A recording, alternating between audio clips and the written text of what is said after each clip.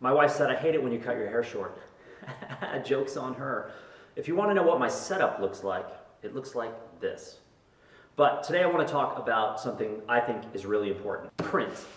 The power, the beauty, and the entertainment of print. But before I go any further, I have to explain something. There are two parallel worlds of photography. There's the online photography world, which is websites, blogs, communities, YouTube, things like that. And then you have the actual professional photography industry. That is photographers doing photojournalism, commercial, editorial, advertising, fashion, etc., automotive. And oftentimes it's a parallel set of worlds. They do not intersect. You can run into somebody that has 1 million followers on YouTube and they're completely unknown in the photography industry.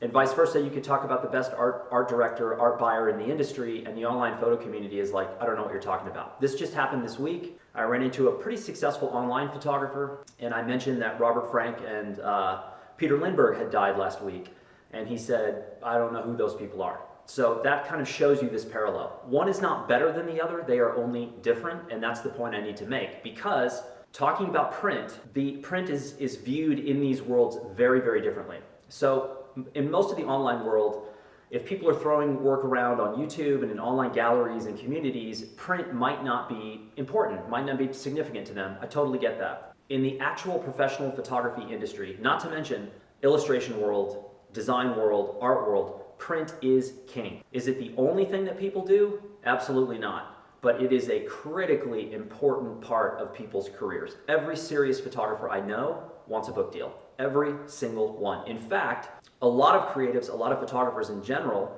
they'll spend $30, $40, $50, $100,000 working with publishers to get a book. Now, why on earth would they do that? And that's what I want to talk about in a variety of ways today. And look, I made some handy points. So why is this interesting and important? And I want to go over the important stuff first and then the entertaining and fun stuff at the end. But first and foremost, print, and this is the magazine that I did in Albania, so nothing super fancy, nothing super expensive. Print shows that you can edit. Editing is an art form, it's a skill, it's not taught like it once was. I was fortunate I came up in photography during a time when editing was still very much part of the daily conversation. So I would go do assignments, I would come back and there was a picture editor that I worked with one-on-one every single time I did a shoot. And those picture editors, that's all they did. They didn't shoot, they just edited photographs. And they taught me how to edit. And I'm okay editor, I'm not a great editor. And I have friends and I know people who are singularly incredible editors that can take a body of work and turn it into something that you never saw coming.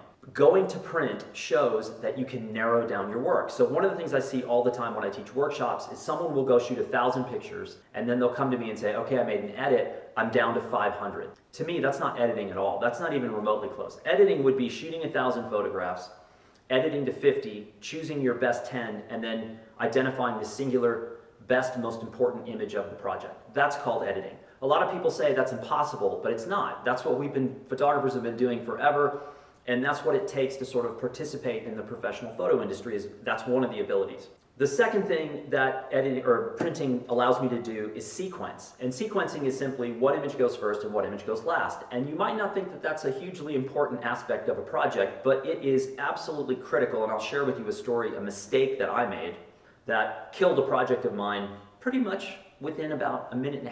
So sequencing, I equate to a roller coaster ride. I don't like roller coasters. I'm terrified of them. I don't like heights. I don't like speed. I'm kind of a wimp. But I keep getting on them. And every time I get on a roller coaster, there's always that initial antagonizing, awful buildup to what they're about to make you endure.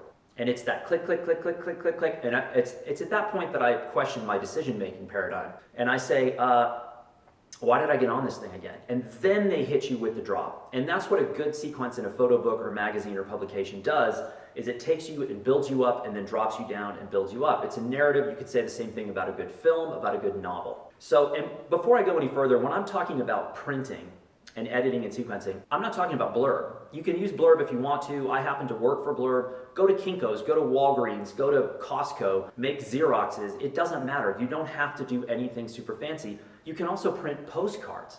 I think postcards are one of the best ways of jumping into printing. They're small, they're affordable, they're not super fancy. Hahnemühle makes postcard paper that comes in a metal tin. I buy these all the time. I take all the copies, all the paper out, I print all of them, I put them back in the box, then I have a little box set. I've even given away those box sets, I've sold those box sets, and sometimes I just use individuals and I write postcards. I love to send postcards, I love to receive them. That's a super easy way to get into print. Printing shows that I can edit, it shows that I can sequence, and also it shows, my third point, it shows that I can encapsulate an idea. That I can come up with a project, come up with a story, photograph, edit, sequence, design, and encapsulate in something like this. Now, in the photo industry, the people that I would be showing this to, editors, art buyers, agents, etc., they're gonna know literally within 30 seconds of handling this whether or not I will work for them. That's how quickly the decisions are made, typically. Now, they may look at something, they may see something they like, but say you're not ready or this doesn't quite work right now, come back in 6 months, come back in a year. But print cuts through the noise. And I'll give you another example. Occasionally I'm asked to review portfolios where people pay to have their portfolios reviewed. I've been one of the reviewers. I don't do this a whole lot anymore because I don't know what to say to people. I don't work as a photographer anymore. I work for Blurb full time. And if somebody comes up to me with a fashion portfolio or a street photography portfolio, I don't know what to say to them because I don't know what those industries are like. So I don't feel that I'm super helpful in that regard. But occasionally I will do this. And I will tell you one thing with 100% certainty. When I see the person coming at me, there is a huge difference in my mind of what I'm thinking when someone walks up to me with an iPad versus someone who walks up to me with a printed piece or a box of prints. This typically means nightmare because people do not edit the same way in the digital space that they do in the physical space, the print space. The first thing I do is I look at the number of images in the gallery they're about to show me. I've had people walk up with 500 images in a gallery. That is a major no-no. You shouldn't have 500, you shouldn't have 100, you shouldn't have 50. You should have at the most 20 or 25. With a second backup gallery, you need to be able to show the work, but then also discuss the context of the work, not just the photographs. People are hiring a lot more than your photographs. They're hiring you as a human being, and that's a really important part. Print tends to signify that you've put a very important thing in place. Printing requires critical thought towards your work. What image goes on the cover? What image goes on the back cover? What do I start with? What's in the middle? How much copy do I use? All of that takes critical thought. You have to put your phone down, you have to turn the TV off, you have to turn YouTube off, and you have to focus. And people in the professional photo industry know that and they respect it. They might still hate my story, literally. Nope, no interest, don't like anything about this. But I was able to deliver the message of what the story was concisely. That's a critical part of why I think printing is great. I'm trying to start my iPad here. I'm electronically challenged if you haven't figured that out. The last point, second to last point I want to make is that this is a financial commitment. That in itself, again, separates you from the masses of people who are not printing. This grand total for me to print this was $20. This is a 92-page premium magazine. I think personally, this looks absolutely unbelievably good. I think magazine is a sleeper format. And again, I don't care if you use Blurb, use MadCloud, use whatever, Kinko's, Costco, Walgreens, doesn't matter. But I had to commit financially. Now, I spent thousands of dollars to go to Albania to do the project. I went over there, airlines, transport, hotels, food, etc. I cannot imagine coming back from something like that and not spending $20 to encapsulate what I did. That just seems crazy to me. Now, also what this allowed me to do while I was in Albania on the trip was I was able to design it in real time as I went along. Every afternoon, every evening, I took a little bit of time, typically about an hour. I edited the day's take, which is also a smart thing to do because then I'm not expecting myself to edit the entire mass of images when I get back. I'm doing it on a daily basis. And then I'm laying these pages out in the software as I go. Now, I typically work entirely by myself, but in Albania, I was with 4 other photographers. And it was so much fun for me to sit with the software, looking at my spreads and my sequence in the magazine, and having another photographer sit with me and say, swap those out, move this one here, change this. And in real time, you're watching your edit and sequence change. That was fascinating.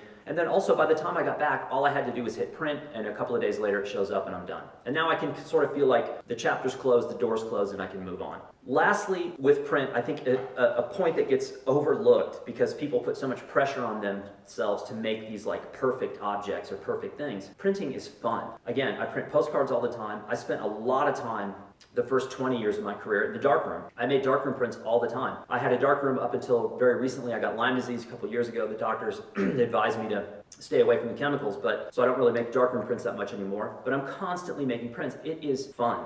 It is an absolute joy to do this. I don't view it as a chore. I view it as just an essential part of like sort of closing the doors, closing chapters on my projects. So that in a nutshell is what I want to talk to you about print. There's going to be a lot more of these talks about print. I have a lot of new projects in the works. I've got one in California, I've got two in New Mexico, and I'm going to be doing a lot more of these films, not only about the projects themselves and about kind of what I'm trying to do, how I'm trying to do it, but then ultimately what I end up with in tangible, beautiful, printed form. Good luck and have fun.